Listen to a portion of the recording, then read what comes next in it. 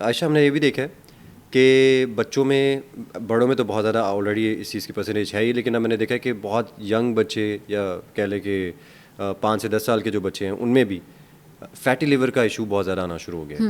अब वो fatty liver कई लोगों को तो हिस्ट्री भी होती है, जेनेटिक हिस्ट्री है, वो एक अलग केस है, मगर कई बच्चे जो वो डेवलप करते हैं with time because of diet patterns या कुछ ज़्यादा डाइट पैटर्न की वजह से ही है। उसकी वजह क्या है? सबसे पहले तो बताइएगा कि कौन सी वजूहत है, पॉसिबल रीजंस डाइट कौन सी है, और उसको कवर करने के लिए, उसको ख़त्म करने के लिए क्या चीज़ की जानी चाहिए कि ये फैटी लिवर कम हो सके? अच्छा, फैटी लिवर में सबसे बड़ा जो कंट्रीब्यूटिंग फैक्टर आता है वो आता है हमारे बेकरी आइटम्स, जिसमें हमारे पास बिस्किट्स आ जाते हैं, निम्को आ जाती है, हर वो चीज़ जो तली हुई है या जिसके अंदर घी की मिकदार या ऑयल की मिकदार ज़्यादा है वो आ जाती है। लाहौरियों की अगर हम बात करें तो हमारे जो नाश्ते हम वीकेंड्स पे कर रहे होते हैं वो कंट्रीब्यूट कर रहे होते हैं फैटी लिवर की तरफ, या हम बहुत ज़्यादा जो हर चीज़ के अंदर सॉस और चीज़ डाल के इस्तेमाल कर रहे होते हैं वो कंट्रीब्यूट कर रहा होता है फैटी लिवर की तरफ। आपने बिल्कुल सही बात की है। अब मेरे पास वो लोग भी आते हैं 14, 15, 16 साल के बच्चों का फैटी लिवर आ रहा है, जो कि हैरत अंगेज बात है। exactly. बिल्कुल ऐसा ही है। इस केस में एक तो बच्चे की फिजिकल एक्टिविटी बढ़ाएं, ये ज़रूरी है। आपका बच्चा, बहुत अच्छी बात है, पूरा दिन पढ़ता रहता है, लेकिन उसकी 30 to 40 मिनट्स